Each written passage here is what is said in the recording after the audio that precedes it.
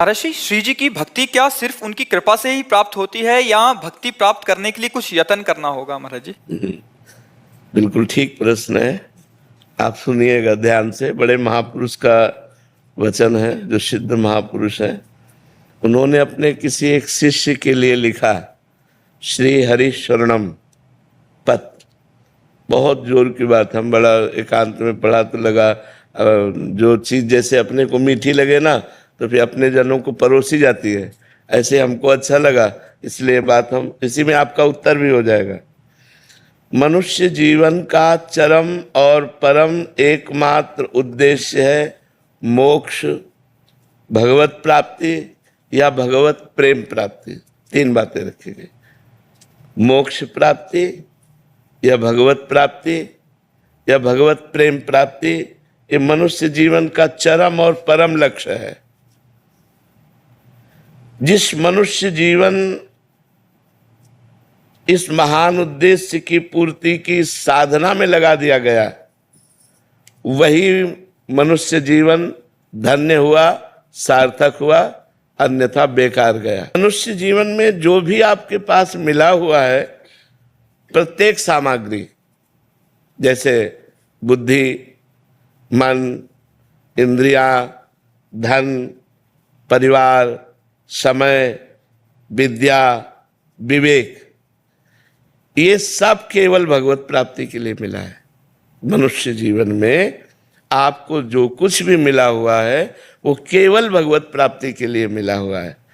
तो आपको पूरा प्रयत्न करके इन सब का प्रयोग भगवत प्राप्ति के लिए ही करना चाहिए। यही मनुष्य जीवन की सार्थकता है। अब भगवत प्राप्ति के लिए इनका हम प्रयोग क्या करें? मन, बुद्धि, धन जो भी हमें मिला है, तो बोले मन से निरंतर श्री भगवान के नाम का, रूप का, गुण का चिंतन करो।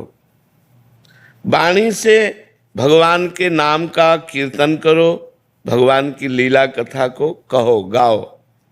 और शरीर से जितने भी कार्य होते हैं, जो भी कार्य होते हैं, वो सब भगवान की हम पूजा कर रहे हैं, ऐसी भावना से उस कर्म को भगवान को समर्पित कर दो। प्राणी मात्र में, चाहे वो स्त्री हो या पुरुष हो, जड़ हो या चैतन्य हो, सब में भगवान है।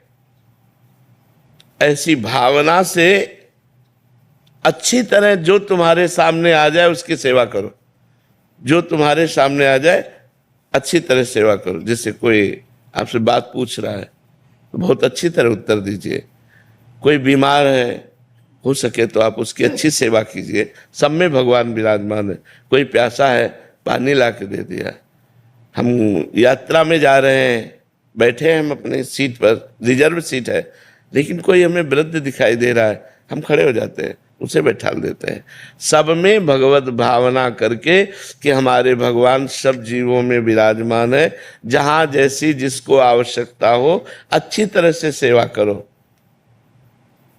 समस्त जीवों में भगवान विराजमान है, ऐसी भावना करके यदि सेवा करोगे तो तुम्हारे हृदय में भगवान प्रकाशित हो जाएंगे। जब सबके हृदयों में भगवान देखा जाता है तो अपने हृदय में भगवान दिखाई देने लगते हैं। सदा सबकी यथा योग्य सेवा करनी चाहिए, पर किसी से अपनी सेवा नहीं करानी चाहिए। जब तक शरीर अपना काम करे तब तक अपनी किसी से सेवा नहीं करानी चाहिए। अपने पैर दबवाना, अपने कपड़े धुलवाना या अपने लिए कोई भी कार्य, अपनी सेवा स्वयं करे और दूसरों की सेवा करने का उत्साह रखे। सदा सबकी यथा योग्य सेवा करनी चाहिए, अपनी सेवा नहीं करानी चाहिए। अगर भगवत प्राप्ति करना है तो मान देना चाहिए, दूसरों से मान लेना नहीं चाहिए। सत्कार करना चाहिए, दूसरे से सत्कार कराने की इच्छा नहीं रखनी चाहिए। अपने लिए जो कुछ प्राप्त हुआ है उसमें से दूसरों के लिए, जैसे अपने को 100 रुपया प्राप्त हुए, धर्म से प्राप्त हुए, तो हम 90 रुपया अपने परिवार और अपने लिए खर्च, 10 रुपया हम कहें गौ सेवा, संत सेवा, बीमारों की किसी की सेवा में लगा दे।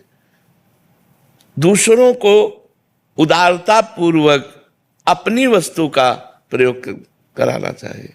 उदारता पूर्वक अपने पास 4 रोटी है, 1 रोटी ली, चिड़िया, गाय, कुत्ता किसी को दे दिया। ये रोज का नियम रखना चाहिए। अपने पास जो कुछ है सब भगवान का है, ये जान करके भगवान ही मेरे सामने इस रूप में आए हैं और उनकी ही दी वस्तु उनको हम दे रहे हैं।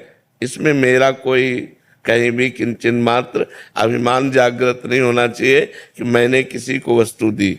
भगवान की दी हुई वस्तु भगवान को ही दे। तो दीयम वस्तु गोविंदम तो बिमेव समर्पय। बहुत सुंदर बात है, अध्यात्म की है। अगर हम दूसरों का उपकार करते हैं, दूसरों को वस्तु देते हैं, दूसरों की सेवा करते हैं, तो हमें नम्रता बढ़नी चाहिए, अभिमान नहीं।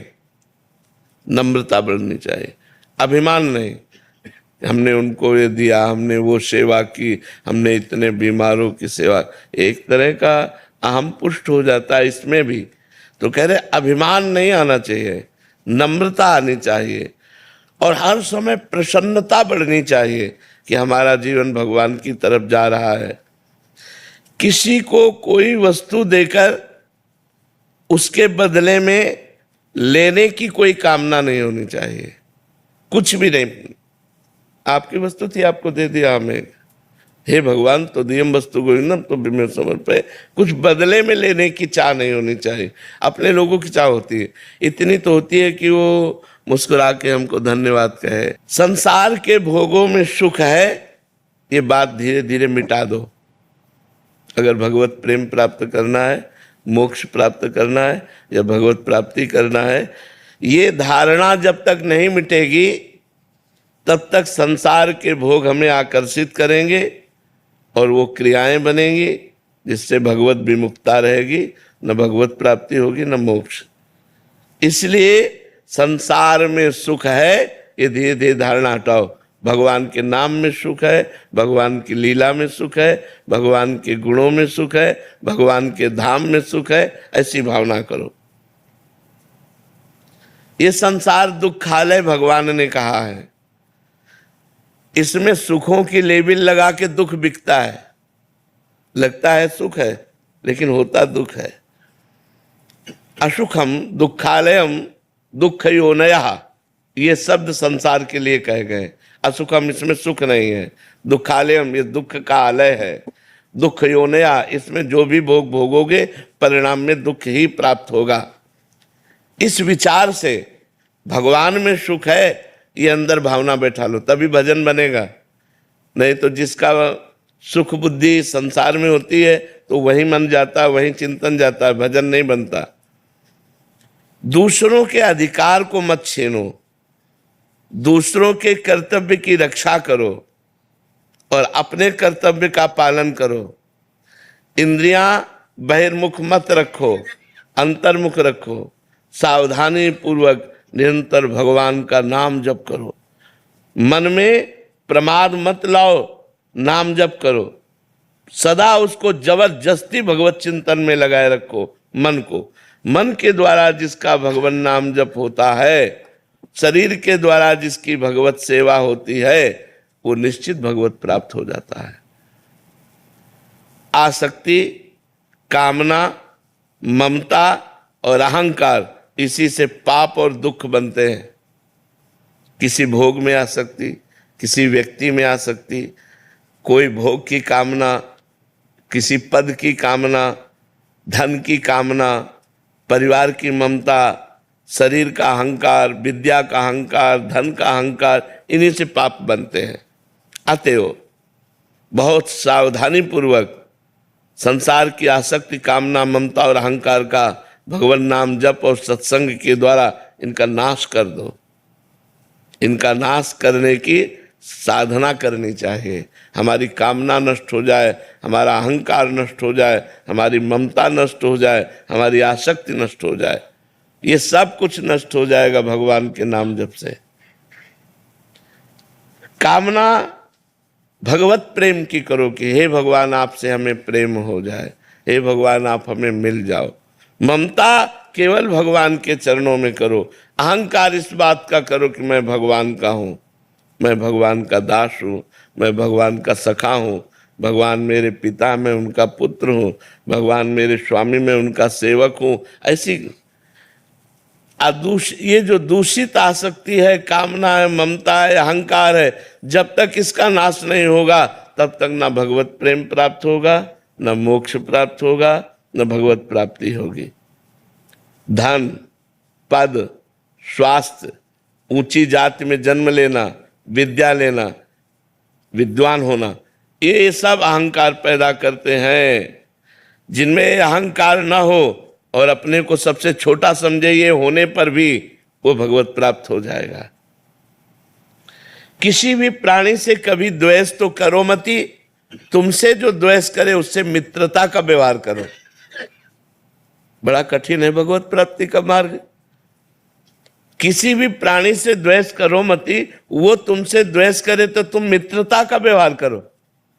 वो हमसे द्वेष कर रहा है और हम उससे मित्रता का व्यवहार करें, तभी भगवत प्राप्ति होगी, तभी भगवत प्रेम प्राप्त होगा। जब तुम्हें दुख दे, ये बिल्कुल उल्टा है। जब तुम्हें कोई दुख दे तो करुणा में भगवान का मंगल विधान समझो, हमारे पाप नष्ट हो रहे हैं। और बन जाए तो उसको सुख देने की चेष्टा करो जो तुम्हें दुख दे रहा है। करत जे अनसहन निंदक तीनों पे अनुग्रह कियो। देखो शरीर से प्राण कब चले जाएं पता नहीं, इसलिए पूरी तैयारी कर लो जिससे इसी जन्म में जितना हमारा जीवन है इसी में भगवत प्राप्ति हो जाए। यदि भगवान की प्राप्ति नहीं हुई तो न जाने किस योनि में जाना पड़ेगा, न जाने कहाँ कहाँ हमें घूमना पड़ेगा, नरक स्वर्ग अपवर्ग कहाँ कहाँ भागना पड़ेगा। तुम्हें हम नियम बताते हैं, आवश्यक हो तो बोलना, नहीं तो मौन रहना। जी ब्रिजवास मिल गया है, सर्व समर्थ गुरुदेव मिल गए हैं, महामहिम नाम मिल गया है, राधा रानी की बहुत कृपा है। लेकिन हृदय में महाराज जी अभी वो व्याकुलता जो होनी चाहिए, वो परिवर्तन जो होना चाहिए, वो नहीं आ रहा। धीरे धीरे धीरे धीरे सहत सहत बाढ़े भगति गृह तन हित गुरुगार।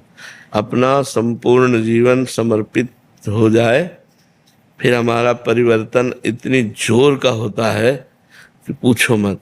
हमारे समर्पण में जब तक कमी होती तभी होती। एक अहमता ममता ये जग में है दुखदाई, ये जब श्री जी की ओर लगे तो होत परम सुखदाई। तात मात सुत दार देह में मति अर्जय मति मंदा, हित किशोर को है चकोर तो लख वृंदावन चंदा। तो एक अहमता ममता को हमें श्री जी के चरणों में समर्पित करना है, और ये बड़ी कठिन है अहमता ममता समर्पित। जैसे सब कुछ समर्पण कर दिया तो उसका अभिमान है कि सब कुछ समर्पित कर दिया। ये अभिमान रूपी रोग से पिंड छुटाना बहुत कठिन पड़ता है। और संस्कृत मूल शूल प्रदनाना सकल शोकदायक अभिमाना, समस्त दुखों को प्रदान करने वाला अभिमान है। जिस अभिमान में साधना का अंक जुड़ जाता है, अब वो हटाना बड़ा मुश्किल है। दैन्य आए बिना भगवान के दरबार में प्रवेश नहीं है। ये दरबार दीन को आदर रीति सदा चली आई, यही दीन प्यारे वेद पुकारे द्रवो श्री भगवान। एकदम अपने को तृण से भी नीच मानना, सब में भगवान को देखना, सबको नमस्कार करना, निरंतर नाम जप करना, गुरुदेव की आज्ञा में रहना, अभी सब ठीक हो जाएगा। जो साधन बने वो हमारा नहीं, गुरुदेव की कृपा से बना है और गुरुदेव का है। प्रभु की कृपा से बना, प्रभु का। मैं साधन करने योग्य नहीं हूँ, मेरी क्षमता क्या कि मैं साधना कर लूँ, भगवान ने करवाई, गुरुदेव ने करवाई। ऐसी हृदय में भावना हो तो धीरे धीरे फिर हृदय भगवान का स्वरूप प्रकाशित करता है। हृदय में ही भगवान छुपे हैं ना। सबके हृदय अछत अविकारी, निर्विकार अविनाशी परमात्मा सबके हृदय में छुपा है। जब अहंकार हमारा धीरे धीरे कम होता है या नष्ट होने लगता है, दैन्यता बढ़ने लगती है, तब हमारे अंदर व्याकुलता आती है हे प्रभु, इतने दिन हो गए, आज का भी दिन गया, आज की भी शाम गई, आप मिले नहीं, कैसे मिलोगे, कब मिलो। वो हृदय नहीं खान पान ते भावे है, नहीं कोमल वसंत सुहावे है, सब विषय लगे ते खारा है, हरि आशिक का मग्न आ रहा है। फिर वो अंदर ही अंदर घुटने लगता है, उसके अंदर एक जलन पैदा हो जाती है। प्रभु के बिना देखे उसको एक दुखद जीवन व्यतीत करने का ऐसा अनुभव होता है कि हर शीतल हवा चल लोग उसको प्रणाम कर रहे हैं, उसको जलन पैदा हो रही, कुछ अच्छा नहीं लग रहा। मतलब जो अच्छा लगने वाला है वो सब खत्म हो जाता है। एक रास्ता केवल रह जाता है, कोई मुझे भगवान से मिला दे, कोई मुझे उनके दर्शन करा दे, कोई उनकी बात सुना दे। तो इसीलिए उसको भगवान के भक्त प्राण प्यारे लगने लगते हैं, क्योंकि उसकी विरहाग्नि को शीतल करने के लिए भगवान की चर्चा ही है। तो कथामृतम तप्त जीवनम, भगवान की चर्चा, भगवान की बात, भगवान। तो हम नाम जप करें, गुरु की शरण में रहें, और जो साधन बने वो भगवान की कृपा से बन रहा है ऐसा अनुभव करें, तो हमारा अहंकार नष्ट हो जाए। अहंकार नष्ट हुआ कि भगवत राज्य में प्रवेश हो जाता है। देहाभिमान ही भगवत राज्य में प्रवेश नहीं होने दे रहा। इसलिए गुरुदेव से प्रार्थना करें, भगवान से प्रार्थना करें कि हमारा अहंकार नष्ट हो जाए, देहाभिमान नष्ट हो जाए, बस सारी बात बन जाएगी। जंगम योगियों के द्वारा शिव जी के नए मंदिर के लिए जब शिवलिंग का नाम पूछा गया तो आपने आनंदेश्वर महादेव का नाम दिया। तो महाराज जी उनकी कथा में आता है कि कानपुर का जो आनंदेश्वर धाम मंदिर है महाभारत काल का है और इसकी स्थापना दानवीर कर्ण द्वारा पूजा किए जाने पर हुई थी। और एक मान्यता के अनुसार एक गाय जिसका नाम आनंदी था प्रतिदिन एक टीले पर जाकर अपना दुग्ध चढ़ाती थी। जब ग्रामीण वासियों को पता लगा तो उन्होंने उसकी खुदाई कराई तो वहाँ स्वयंभू शिवलिंग प्रकट हुए, जिसके कारण इस नाम का नाम ये पड़ा। महाराज जी ये कह रहे थे कि आपका कोई इसमें याद छिपी हुई है आनंद? हमें तो ये पता भी नहीं था कि हमारी उस समय स्मृति कोई ऐसी नहीं, कोई ऐसी स्मृति सहज में आ गया, सहज में आ गया आनंदेश्वर महादेव। और कुछ ऐसा नहीं कि हम कोई किसी कथा से संपर्कित। आप सुना रहे हो तो अब पता हो रहा है, नहीं तो हमें ऐसा कुछ नहीं पता था। और स्वाभाविक कैसे था, स्वाभाविक भगवत प्रेरित था, भगवत। राधे राधे महाराज जी। महाराज जी क्या अज्ञानतावश घोर अपराध हो जाए फिर उसी अपराध को बार बार किया जाए तो वो अपराध क्षम्य नहीं है महाराज जी? तो महाराज जी जब वो अपराध का बोध हुआ अभी अंतर मन में तो बहुत पश्चाताप हो रहा है महाराज जी, आप कौन सा साधन करूं? पहला ये कि आजीवन में कभी हमसे अब वो पाप होगा नहीं। पहला नियम ले, आजीवन में वो पाप होगा नहीं। और वो पाप की गरुता किसी महापुरुष को बताए कि हमसे कौन सा पाप हुआ है, फिर उसके अनुसार वो प्रायश्चित का निर्णय करे। क्योंकि ऐसे पाप की लघुता और गरुता देखकर ही प्रायश्चित का उसमें निर्णय होता है। पर शुरुआत उसकी ऐसी होगी, अब लो नसानी अब नानु सही हो, आज तक की आप कभी नहीं करूंगा, और फिर आगे प्रायश्चित करे तो वो पाप नष्ट हो सकता है। महाराज जी एक अज्ञानी जीव कैसे जाने कि उसके गुरु ने रूप बदला है, वह उनके नए रूप को कैसे पहचाने? मैं जहां हूं वहां सही हूं या अपने अभ्यास को पुष्ट करूं, या मेरे नए गुरु रूप में आप विराजमान होकर मेरा आगे का बचा हुआ मार्ग संभालेंगे? नहीं, अपने को चाहिए ऐसे रखना चाहिए। जो आपको गुरु मंत्र मिला, किसका प्रश्न है? जो आपको गुरु मंत्र मिला हो पहले, जो आपके पहले गुरु हो, आप उन्हीं को गुरु मानिए, वही गुरु मंत्र जपिए और खूब परमार्थ में आगे बढ़िए। गुरु बदलने की जरूरत क्या है? बाबा मुझे आप में गुरु दिखते हो बाबा। नहीं, आपने गुरु मंत्र लिया है कहीं? बाबा वो ज्ञान मार्ग का है, उसका मतलब यह है कि वो मैं ही हूँ। और महाराज जी जो आप भक्ति मार्ग बताते हो उसमें ज्यादा मन लगता है मेरा, मुझे लगता है दास स्वभाव है आपकी कृपा से। हाँ, पर गुरु की कभी अवहेलना नहीं करनी चाहिए। गुरु जैसे आपने आज्ञा करी थी कि गुरु रूप बदल लेते हैं एक स्टेज के बाद, तो वही मेरे अंदर डाउट था, तो मैं वही आपसे पूछ। महाराज जी मुझे तो ज्ञान ही नहीं है, आप जैसी आज्ञा दोगे महाराज जी मैं वैसे ही चलूंगा।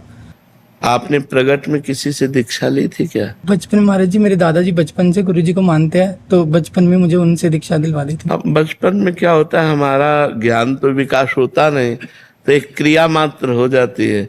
गुरु का मतलब होता है जब हम अपने दिमाग से चयन करते हैं। हमारी जहाँ श्रद्धा होती है, हमारा दिमाग जहाँ चयन करता है, हम फिर वो गुरु मानते। अब गुरु ऐसे थोड़ी छोटे छोटे बच्चों को खेलते हुए किसी से दीक्षा दिला दो, मान लो 8, 10, 12 वर्ष के बच्चे, उसका ज्ञान का विकास तो हुआ नहीं, वो क्या जाने कि वो तो बस ऐसे अब जैसे आप जान रहे हो तो आपके ज्ञान का विकास हो रहा है कि हम किस भाव के पथिक हैं, हम किस मार्ग में जाना चाहते हैं, हमारा उद्देश्य क्या है। अब जो गुरु चयन करोगे वास्तविक गुरु अभी होता है, वो तो बालवत होता है उसमें अब तो जो वचन मानो, आज्ञा का पालन करो, बस चल लो। भगवान वही एक है, गुरु एक है, वही परमात्मा एक है, गुरु वही रूप धारण करता है। तो राधा नाम जप करो, राधा वल्लभ श्री हरिवंश नाम जप करो, वाणी जी का पाठ करो, खूब नाम जप करते हुए चलो।